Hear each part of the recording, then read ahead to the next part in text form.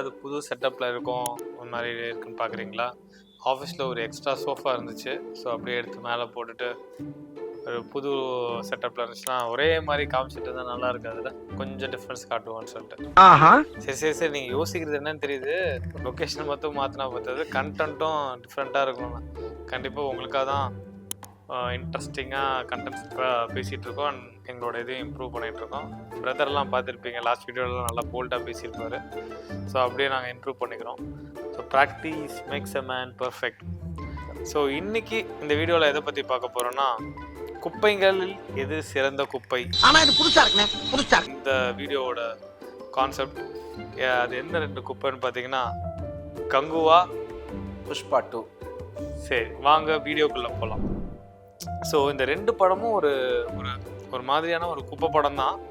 இதுக்காக நிறையா ஹேட்டர்ஸ் எல்லாமே வந்து எங்களை கீழே திட்டுறதுக்கும் வருவீங்க. பட் நானும் நாங்களும் ஒரு சூர்யா கண்ணிங்க தான். எங்களுக்கே ஒரு கஷ்டமாக இருக்குது இந்த மாதிரி குப்பைலாம் வேர்டை யூஸ் பண்ணுறது.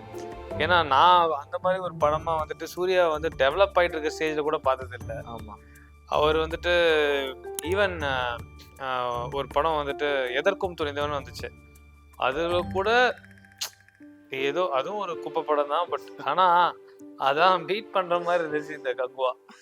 ஸோ 2மே அப்படிதான் இருந்துச்சு. சரிங்களா? இதுவும் பார்த்தீங்கன்னா ஒரு எக்ஸ்ட்ரீமான ஒரு பொருட்செலவில் வந்து ஒரு பயங்கர எக்ஸ்பெக்டேஷனில் வந்து ஒரு பெரிய ஃப்ளாப் ஆன படம்.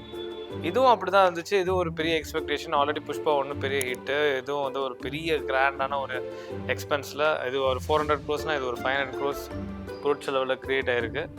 படம் வந்து பார்த்தீங்கன்னா இதுக்கும் எக்ஸ்பெக்டேஷன் ஓவர் ஹைப் இருந்துச்சு. பட் ஆனால் அது இந்த படத்தை வந்து பெரிய ஹிட் ஆக்கி என்னன்னா மற்ற கலெக்ஷனே கூட எடுக்க முடியல. ஒரு படத்துக்கு ஒரு படம்னா 2000 கோடின்றாங்க. 1850 கோடி புள்ளி வரணும்னா ரொம்ப இம்பார்ட்டன்ட்.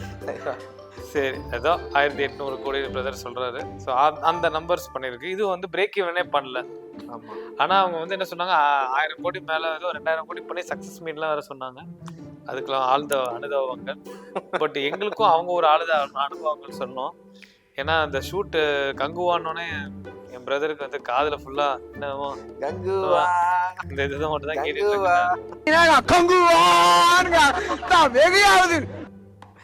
ஸோ வந்து என்ன ஒர்க் அவுட் ஆச்சு இந்த படத்துக்கு இவ்வளோ கலெக்ஷன் வர்றதுக்கு, இது என்ன மேஜிக்கா என்ன அப்படின்றது தான் ஷோவோட எக்ஸ்பிளனேஷன் நாங்கள் கொடுக்க போகிறோம். ஸோ எங்கள் பாயிண்ட் ஆஃப் வியூவில் என்ன ஃபீல் ஆச்சுன்னு. ஸோ நீங்கள் என்ன நினைக்கிறீங்க, ஏன் வந்து கங்குவா ஒர்க் அவுட் ஆகல, புஷ்பா 2 ஒர்க் அவுட் ஆச்சு? நம்ம வந்து சூர்யா சார்கிட்ட வந்து ஒரு கிளாரிட்டியான ஒரு படம் எதிர்பார்ப்போம். எப்பவுமே சூர்யா பண்ணா ஒரு கிளாரிட்டியான ஒரு ஃபிலிம், ஒரு நல்ல படமா தான் கொடுப்பாரு. ஆனா அங்க சிறுத்தை சிவா ஜாயின் ஆயிருக்காரு. கரெக்ட் தான். சிறுத்தை சிவா இதுலயாவது கொஞ்சம் சரியா தெரிஞ்சிருப்பாருன்னு பார்த்தாலும் தலைவரை திறந்து விட மாட்டாங்க. இல்ல அவரால் திறந்த முடியலையானு தெரியல. மனசார நம்பிக்கையா சந்தோஷமா சொல்றேன், ஒரு மாபெரும் வெற்றி படமா இருக்கும். அவன் தான்டா இன்னைக்கு பெரிய வேலை பார்த்து விட்டு போயிட்டான். பாத்தீங்களா நம்ம தலைவர் பேசுனது? சூர்யா அவர் சைடுல இருந்து பாசிட்டிவா சொல்லி அவர் மேல இருக்கிற இதை மாத்த தான் ட்ரை பண்ணியிருப்பாரு போல இருக்கு. இல்ல அதுதான் தெரியல, அந்த மைண்ட் செட்டை கிரியேட் பண்ணா ஒரு வேளை சரியாயிடுமோன்னு பாக்குறதுக்கு. ஆனா நடக்கலையே. சோ அதனால நீங்க சூர்யா சார் கிட்ட இருந்து ஒரு நல்ல திரைப்படங்கள் குவாலிட்டியா இருக்கு, குவாலிட்டியான ஒரு இது அது நடக்காதனால உங்களுக்கு. ஆமா, அதுதான் டிசப்பாயின்மெண்ட். ஆனா எனக்கு என்ன ஃபீல் ஆகுதுன்னா, இது சூர்யா இல்ல, இது யார் பண்ணியிருந்தாலுமே நம்மளுக்கு இந்த படம் வந்து இந்த மாதிரி தான் ஒரு அவுட்டு கிடைச்சிருக்கும். ஸ்டார்டிங்ல வந்துட்டு என்னமோ பண்றாரு. அந்த என்னது என்னமோ ஒரு கேரக்டர் பேர் என்னமோ கிறிஸ்டியன் நேம் இருக்கும்ல, இந்த மாதிரி மார்க்கோ ஏதோ ஒரு பேர் வச்சிருப்பாரு. படம் பார்த்து ரொம்ப நாள் அதனால மறந்துடுச்சு, கங்குவாதான் மைண்ட்ல நிக்குது. அந்த இன்னொரு கேரக்டர் வந்து ஒரு ரியாலிட்டியில வர கேரக்டர் வந்துட்டு ஏதோ ஒரு வந்து மார்க்கஸா என்னமோ இருக்கு, எனக்கும் வரல. அந்த அளவுக்கு தான் வச்சிருக்காங்க கேரக்டரே, அந்த அளவுக்கு தான். அது வந்துட்டு ஏய் புடிச்சது நான் தான், யோ யோ புடிச்சது நான் தான், ஹேய் முடிச்சது நான் தான் ஆக்கியிருந்தாங்க. அந்த ஒரு எஃபர்ட் கூட எதுக்கு அந்த திஷா பட்டானி வந்தாங்க, எதுக்கு இவங்க வந்து பவுண்டி ஹண்டரா இருக்காங்க, அதெல்லாம் எதுவுமே புரியல. பட் இன்ட்ரெஸ்டிங்கா எதுவுமே இல்லை. சூர்யா சாரோட ஆக்டிங்கும் வந்துட்டு பாத்தீங்கன்னா என்னடா இப்படி நடிக்கிறாரு, நடிக்க தெரியாத மாதிரி. அதான் ரொம்ப எங்கா காட்டுறதுக்காக ட்ரை பண்ணி அவரை ரொம்ப கிளென்ச் பண்ண வச்சிட்டாங்க. அதான் இல்ல எங்க லுக்ஸ்ல காட்டினா இது மாதிரிலாம் பேசினா சூப்பரா இருந்துச்சு. லுக் சூப்பரா இருந்துச்சு. லுக் வந்து அதான் அதுல எந்த குறையும் இல்ல. சூர்யாக்கு எதுக்கு சிக்ஸ் பேக் எடுக்க வச்சாங்க? லுக்ஸ் சூப்பரா இருந்தாலே படம் சரியா வராது நினைக்கிறேன். அஞ்சான் மாதிரி நீங்க சொல்ல முடியாது. காக்கா காக்கெல்லாம் தலைவர் சூப்பரா இருப்பாரு, கஜினி படத்துல அல்டிமேட்டா இருப்பாரு, நல்ல படம் தானே. இவங்க அந்த மாதிரி மைண்ட் செட் பண்றாங்க, நம்மளுக்கு என்ன பண்றது, அமைஞ்சிருது அப்படி. ஆனா நீங்க பாத்தீங்கன்னா நீங்க சொல்ற பாயிண்ட்டும் ஒரு ஒரு ஒரு வேலிட் பாயிண்ட் தான். ஆனா வந்து சூர்யா சார் ஒரு குவாலிட்டி படம் அக்செப்ட் பண்ணுவோம். பட் எனக்கு வந்து இந்த படம் கங்குவான் டைட்டில் வச்சது, அதுக்கப்புறம் வந்துட்டு தேவி ஸ்ரீ பிரசாதோட மியூசிக்கு, படத்தோட ஒரு அனிமேஷன் ஃபர்ஸ்ட் லுக் கொடுத்தாங்க, எதுவுமே ஒரு எக்ஸ்பெக்டேஷன் எனக்கு கொடுக்கல. படம் இப்படிதான் இருக்கும்னு எனக்கு முன்னாடியே தெரியும். எனக்கு என்னமோ நான் வந்து பார்க்கும்போது எனக்கு சூர்யா ரொம்ப ரொம்ப எங்கா காமிச்சமா இருந்துச்சு. அப்படியா? எனக்கு ஒரு எக்ஸ்பெக்டேஷன் அப்ப இருந்து. இதை வந்து சில பேர் என்ன சொல்றாங்கன்னா இதை வந்து எதுக்கு வந்து கரண்ட் எல்லாம் காமிச்சாங்க, அப்படியே பிளாஷ்பேக்கே காமிச்சா கூட நல்லா இருக்காது. அதுல என்ன மீனிங் அவங்க சொல்றாங்கன்னா, அதாவது ஒரு சாப்பாடு பிடிக்கல, ஆனா வந்துட்டு அதையே நிறைய கொடுக்குறீங்க, அட்லீஸ்ட் கம்மி பண்ணிருக்கலாமே, அந்த மனப்பான்மையில சொல்றாங்களா.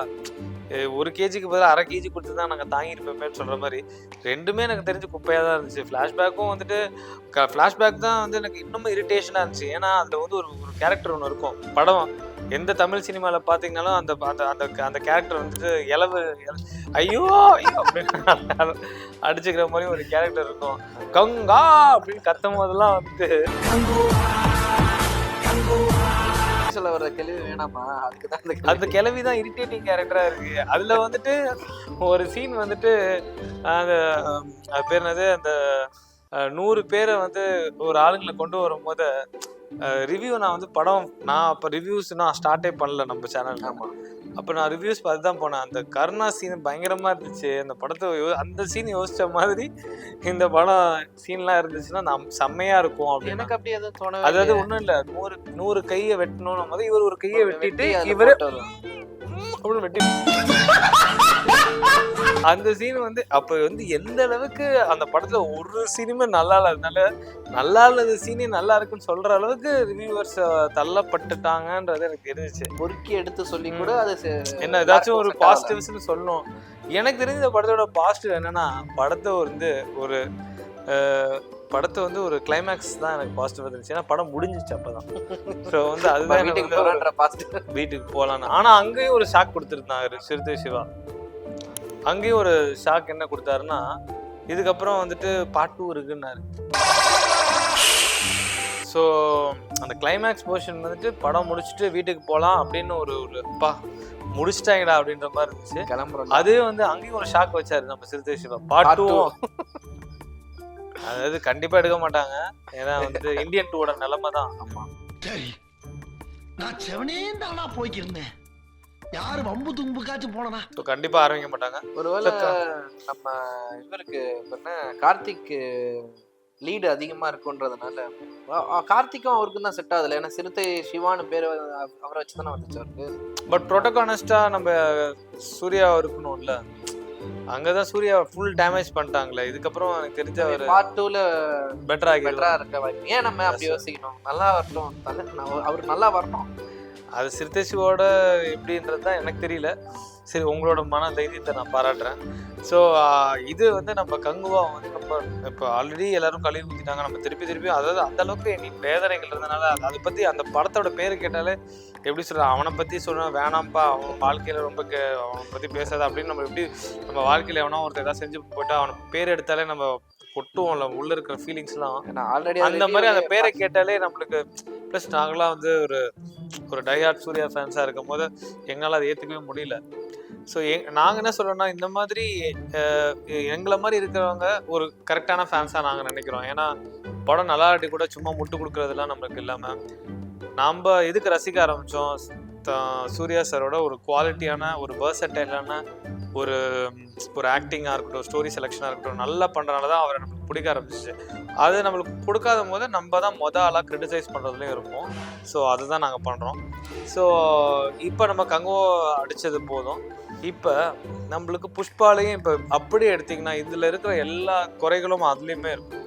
படத்தில் வந்து பார்த்தீங்கன்னா இதில் கூட சில சீன்ஸ்லாம் இதெல்லாம் வந்து அட்லீஸ்ட் ஒவ்வொரு கிளாமர்லாம் இருக்காது. ஒரு குழந்தைங்களெல்லாம் கூட்டிகிட்டு போகலாம் கங்குவாவில். ஒரு வயலன்ஸ் இருக்கும், கொலை எல்லாம் நிறைய இருக்கும். பட் இருந்தாலுமே ஒரு செக்ஷுவலா ரொம்ப படம் வந்து ரொம்ப ஒரு மாதிரி பேடா இருக்காது. ஆனா இங்க பாத்தீங்கன்னா ஒய்ஃப் தான், ஆனா ஃபுல்லாவே அவர் எப்ப பார்த்தாலுமே ஒரு ரொம்ப காஜிலே இருக்கிற ஒரு ஒய்ஃப் மாதிரி காமிச்சிருக்கும். காஜுக்கு ஒரு அளவு இல்லையாடா. ரிவ்யூஸ்ல இல்ல பாருங்க, நம்ம காஜியா இருக்கிறது ஒன்றும் குற்றம் கிடையாது. பட் ஆனா அதுக்கு 24 மணி நேரமுமா அதுக்குன்னு ஒரு பாட்டு வர ஃபீலிங்ஸ்னு சொல்லிட்டு அதுல வேற வில்லன் பண்ணிருந்தா நம்ம அக்செப்ட் பண்ண மாட்டோம். வெளியில வந்து இதே நம்ம பழைய படத்தெல்லாம் பார்த்திருப்போம். ஹீரோ இல்ல, வெயிட் பண்ணிட்டு இருப்பாரு, வில்லன் உள்ள இந்த மாதிரி ஏதாவது சீன் வச்சிருப்பாங்க, அப்படியே அதை வந்து பேடா காமிக்கிறாங்க. இப்ப இங்க என்னன்னா அது வந்து வில்லன் வந்துட்டு வேற யாரோட ஒய்ஃபோட இருப்பாரு, அதுதான் வில்லன். போய்கிட்டு இருக்கோமோ. பட் பிரச்சனை என்னன்னா அதுவே ஒரு அந்த படத்துல அது ஒரு செல்லிங் மெட்டீரியலா வச்சிருக்காங்க. அதாவது இந்த மாதிரி ஒரு 4 கிளாமர் சாங் ராஷ்மிகாவை கொஞ்சம் கிளாமரா காமிக்கிறது ஒரு செல்லிங் மெட்டீரியலா வச்சிருக்காங்க.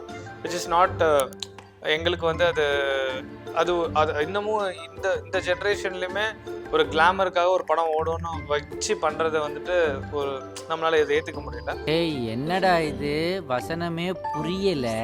வசனமாடா முக்கியம், படத்தை பாடுறா. 2000 படம் கலெக்ஷனை சொல்ல, அந்த 2000 கோடி இப்போ நான் அரேஞ்ச் பண்ணி இந்த எலெக்ஷனுக்கு கொடுக்குறேன்னு சொல்லுவாரு. சிஎம் வந்து போட்டோக்கு போஸ்ட் கொடுக்காதனாலே நான் சிஎம்ஏ மாத்துறேன்பாரு. எல்லாமே எல்லாமே வந்து ஒரு எக்ஸ்ட்ரீமா இருக்கும். அந்த கண்டெய்னர்ல வருவாரு, அதாவது 40 நாள் கண்டெய்னரு. அதுல வந்து இப்போ எக்ஸ்டெண்டட் வெர்ஷன் வேற நெட்ஃபிளிக்ஸ்ல விட்டுருக்கான். அதாவது வீட்டுக்குள்ள செட்டப்லாம் இருக்காமா, அந்த கண்டெய்னர் வந்து ஒரு செட்டப்பா ஒரு வீடு மாதிரி இருக்காராம். இருக்கும், அதெல்லாம் படத்துல காட்டியிருக்க மாட்டாங்க.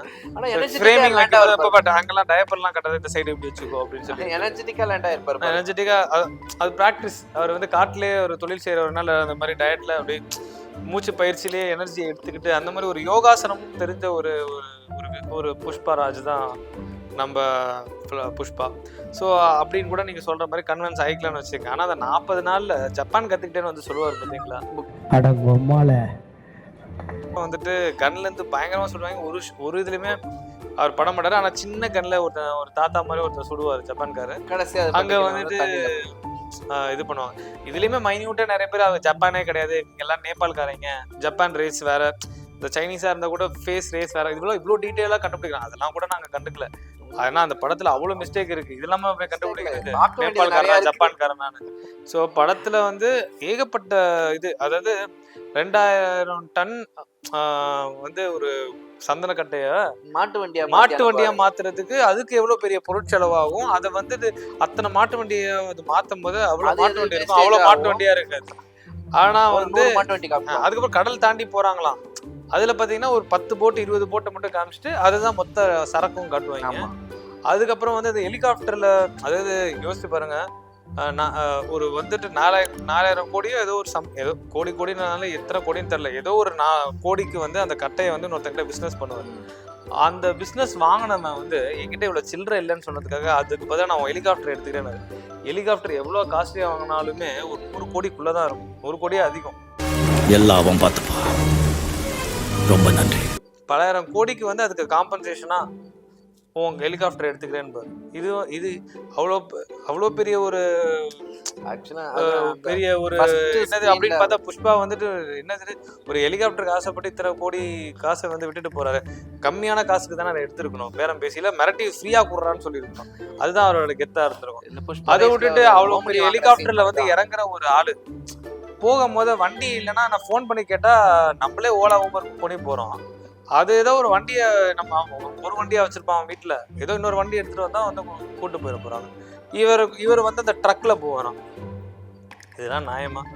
இதெல்லாம் வந்துட்டு நம்மளால அவனை அப்படியே டவுன் பண்ணிட்டு இவர் ஹெலிகாப்டர் எடுத்துட்டு போற மாதிரி, இவர் ஹெலிகாப்டர்ல போகணுன்றதுக்காக அவனை மட்டம் தட்டி அவனோட ட்ரக்ல போகணுன்றதுக்காக ஏதாவது ஒன்று பண்ணணுன்றதுக்காக இந்த மாதிரி படத்துல இதெல்லாம் ஒரு மேட்டரே கிடையாது. இதோட லாஜிக்கலா சீன்ஸ் எல்லாம் ஃபுல்லாவே இருக்கும். But still that movie has made 1000 crores plus அப்படின்னா அது ஒரு பெரிய ஹிட். அதாவது மக்கள் எல்லாம் ரசிச்சிருக்காங்கன்னு தான் அர்த்தம். அது ஏன் வந்து கங்குவாக்கு நடக்காதது புஷ்பாக்கு நடந்திருக்குன்றது தான் நம்ம இப்ப சொல்ல போறோம். ஏன்னா அக்செப்ட் பண்ணிக்கிட்டு தானே போறோமே, இது இப்படிதான் இருக்குன்னு தெரியும். நம்ம புஷ்பா 1லயே பார்த்துட்டோம் என்ன பண்ணாரு, எப்படி எல்லாம் பண்ணாருன்னு. ஆமா, அது ஒரு வேலிடான பாயிண்ட். என்னன்னா நீங்க படம் வந்து போறதுக்கு முன்னாடியே ஒரு மைண்ட் செட், புஷ்பான்றவன் ஒரு பைத்தியக்காரன், அவன் வந்து இப்படிதான் இருந்தான். ஸோ நீங்க வந்து நீங்கள் வந்து பார்த்தீங்கன்னு வச்சுக்கோங்க, நீங்கள் தெளிவாக ஒருத்தர் இருக்கான்னு வச்சுக்கோங்க, நம்ம பிரதர் சொன்ன மாதிரி தெளிவாக ஒருத்தர் வந்து திடீர்னு இன்மெச்சூராக பிஹேவ் பண்ணிட்டான்னா, ஏன்டா இப்படி பண்ணிட்ட, ஏன்டா இந்த மாதிரி தப்பு பண்ணிட்ட, என்னடா நீ நல்லா ஆள் தானடா அப்படின்னு தான் நான் சொல்லுவோம். அவன் வந்து 365 நாளும் நல்லவனா தான் இருப்பான், ஏதோ 364 நாளும் நல்லவனா இருப்பான். ஒரு நாள் ஏதோ மெச்சூரிட்டி இல்லாமன்னா அவனை போய் நம்ம எல்லாருமே பாடுறான் அப்படின்னா அவனை நம்ம நினைச்சே பார்க்கலன்னு. ஆனால் நீங்கள் பார்த்தீங்கன்னா 365 நாளுமே ஒருத்தன் வந்து கிறுக்குத்தனமாக இருக்கான்னு வச்சுக்கலாம். அவன் திடீர்னு ஒரு நாள் தெளிவாக பேசிட்டா கூட பரவாயில்லப்பா தெளிவாக இருக்கான், தெளிவாக ஆயிட்டான்ப்பான்னு. ஸோ அந்த இதுதான் நம்ம புஷ்பா 2 பார்த்தீங்கன்னா உங்களுக்கு வந்து அவன் ஒரு கிறுக்கே நம்மளுக்கு தெரியும். ரோட்டில் ஒருத்தன் கிறுக்குத்தனம் பார்த்தா தான் அவனுக்காக தான் பைக்கில் நிறுத்தி என்னடா அவன் கிறுக்குத்தனம் பண்ணுறான்னு இருக்கேன்னா அவன் அடுத்த பண்ணுற மூவே நம்மளுக்கு தெரியாது. ஏன்னா அடுத்து என்ன மூவ் பண்ண போறான்னு நம்மளுக்கு தெரியாது. நம்மள வந்து அடிப்பானா, இல்லை ரோட்டில் எப்படி ஓடுவானா, இல்லை ட்ரெஸ்ஸை ஊற்றிட்டு ஓடுவானா அப்படின்னு நம்மளுக்கு தெரியவே தெரியாது. ஸோ அதை தான் நம்ம புஷ்பா 2ல நம்ம தலைவர் அல்லு அர்ஜுன் பண்ணியிருக்காரு. அதாவது இந்த கிறுக்கை இப்போ போலீஸ் ஸ்டேஷனே எரிக்க போறான், வெடிக்க போறான் அப்படின்னு நினைக்கிறேன். ஐயோ, ஒரு பைத்தியக்கார பைலட் இந்த நாடு மக்களும் மாட்டிட்டு படுறப்பா. சரி சரி சரி 1000 கோடி டன்னை எப்படி கடத்திட்டு போறேன் நான் பாரு, இந்த பாரு அடியில கூட்டு போறேன் பாரு ரிவர்ல, ஓ மாட்டிக்கிட்டான்டா அப்படின்னு நினைக்கும் போது இல்ல அதெல்லாம் நான் மாட்டு வண்டியில கூட்டு போறேன் பாரு. மாட்டு வண்டியில எப்படா நீங்க, அதாவது நீங்க அதோட ரியாலிட்டியை எக்ஸ்பெக்ட் பண்றதுக்குள்ளேயே அடுத்தடுத்த சீன் அவங்க கடந்துடுறாங்க. ஓ அப்படின்னு நம்ம பார்த்துட்டு அப்படின்ற பார்த்துருவோம். கடைசியா வந்துட்டு ஃபைட்டு கூட காய் காலெல்லாம் கட்டி இப்போ எப்படா அடிக்க போறாரு பார்த்தா பாரு, வாயிலே அடிப்பேன், வாயிலே கடிப்பேன் அப்படின்றதையும் கூட நம்ம ஒரு அந்த எப்படி அடிக்க போறான்றதை யோசிச்சிட்டே இருக்கிற மாதிரி தான். கை கால கட்டியாச்சு தெரியல, கை கால கட்டாச்சு. இப்போ என்ன பண்ண போறாருன்னு பார்த்தா வாய் இருக்குடா அப்படின்னு நம்ம வாயில புள்ள பழச்சுக்குன்னு சொல்றத வந்துட்டு புஷ்பா 2க்கு தான் நம்மளுக்கு கரெக்டா மேட்ச் ஆகுது. ஸோ அந்த மாதிரி ஒரு மேட்டரை வந்து படம் வந்து இவன் என்ன பண்ணாலும் நம்ம ஏத்துக்கலாம். அதுக்காக தான் முன்னாடி அந்த காளி சீன், அந்த சாமி கும்பிடுறது, அந்த சாரி கட்டு அந்த காளி மாதிரி ஒரு எதுக்குள்ள காமிக்கிறது, அதுக்கு தான் நினைக்கிறேன். ஸோ அந்த அளவுக்கு அவர் கேரக்டராகவே அதுலயே பாத்தீங்கன்னா படத்துல நீங்க எந்த சீனுமே மீன்ஸ் லைக் ஸ்கிரீன் பிளேல நீங்க வந்து அடுத்த சீன் இதுதான் நடக்கும்ன்றது எதிரே பார்க்க முடியாது. ஏன்னா இப்ப பாருங்க, இப்ப வந்து ஒரு பாட்டு, இப்ப என்னன்னா ஒரு பாட்டு தான் வரப்போகுது. ஏன்னா பிரெக்னன்ட் ஆயிட்டான்னு சொல்லிட்டான். பிரெக்னன்ட் ஆயிட்டான்னா எமோஷன் ஆகி இப்படி கதகளி டான்ஸோட முரட்டுத்தனமா ஆடுறாரு. ஆமா, யாரா அது மொட்டாலா ஆடிட்டு இருக்கான்ற மாதிரி அப்படி ஒரு டான்ஸ் பண்ணதுக்கு இது பண்ற மாதிரி அவர் டைடானதுக்கு ஆடியன்ஸ் தான் தண்ணி குடிக்கிறோம். அந்த இடத்துல அடுத்த சாங் வந்துட்டு இன்னொரு சாங், ஒரு ரொமான்ஸ் சாங் டே எக்ஸ்பெக்டே பண்ணல. சரி ஓகே, இப்ப எல்லாம் சந்தோஷமா வீட்டுக்கு போவாங்கன்னு பார்த்தா அங்க ஒரு ஃபைட்டு, இப்ப பாரு ஒரு ஃபைட்டு அப்படின்னு சொல்லிட்டு அதே காஸ்டியூம்ல ஒரு ஃபைட்டு. இப்ப சேர்ந்துருவாங்கன்னு பார்த்தா அதுலயும் பாத்தீங்கன்னா ஒரு ஃபைட்டு கூட நம்ம வந்து சும்மா ஒரு தான் பாத்துருப்போம், பாத்துருப்போம் ஊஃப் அப்படின்னு பாத்துருவீங்க. எக்ஸ்பெக்ட் த அன்எக்ஸ்பெக்டட் அப்படின்னு ஒரு படமா இருந்தனாலதான் எனக்கு தெரிஞ்சு இந்த குப்பைகளில் சிறந்த குப்பையை நம்ம வந்து யாரை வின் பண்ண வைக்கிறோம், புஷ்பா 2. புஷ்பா 2 தான் வந்து இந்த குப்பைகளில் சிறந்த குப்பை அப்படின்றத நான் வந்து வசூல் ரீதியாகவும் ப்ரூவ் ஆயிடுச்சு. நாங்களும் அது ஏன் அப்படி ஒரு கிரியேட் ஆச்சு அதுதான் இப்ப அதுக்கு தான் நம்ம எக்ஸ்பிளைன் பண்ணியிருக்கோம். அதனால நம்ம வந்துட்டு இதுக்காகவே குப்பை படங்களே நம்ம ஆதரிக்கணும்னு நான் சொல்ல வரல. பட் இது ஏன் ஒர்க் ஆச்சு அப்படின்றது எங்களோட பாயிண்ட் ஆஃப் வியூவில் சில பாயிண்ட்ஸ் எடுத்து நம்ம பேசியிருக்கோம். மேக்ஸிமம் தெலுங்கு படம்னாவே அது ஒரு ஸ்டீரியோ டைப் நம்ம பண்ண வேணாம். ஏன்னா தெலுங்கு படங்களே இப்போ நல்ல குவாலிட்டி மூவிஸ்லாம் வர ஆரம்பிக்குது. இப்போ தெலுங்கு படங்களில் அவங்க வந்துட்டு மேக்ஸிமம் என்னன்னா, நான் தியேட்டருக்கு நான் வரதுக்கு ரீசன் நான் என்ஜாய் பண்ணி பார்க்கணும் அப்படின்னு. ஸோ அங்கேயுமே குவாலிட்டி மூவிஸ், குவாலிட்டி இதெல்லாம் இருக்குது. இப்போ வந்து இந்த தண்டல்னு சொல்லிட்டு ஒரு படம் வந்திருக்கு, அது ஒரு ரியல் லைஃப் ஸ்டோரி தான். ஸோ அது நல்ல ஒரு பேஸ்டாக நல்லா தான் எடுத்திருக்காங்க. ஸோ எல்லா படமும் நம்ம அப்படி சொல்ல முடியாது. ஏன் அல்லு அர்ஜுனே வந்துட்டு இதுக்கு முன்னாடி நடித்த சில படங்கள்லாம் நல்ல குவாலிட்டியான மூவிஸ், ஆரியாலாம் நல்லா தான் இருக்கும். அந்த கதை இதே டேரக்டர் தான், இதே சுசிகுமார் கூட நடிச்சது தான் ஆரியா 2 எல்லாமே. அது நல்லா இருக்கும், டிஃப்ரெண்டாக இருக்கும், எல்லாமே நல்லா இருக்கும். இது வந்து கொஞ்சம் எல்லாமே கொஞ்சம் எக்ஸ்ட்ரீமாக இருந்த மாதிரி இருந்துச்சு. ஸோ இதே மாதிரி இன்னொரு இன்ட்ரெஸ்டிங் வீடியோஸை உங்களை வந்து நாங்கள் மீட் பண்ணுறோம். Until then, bye guys.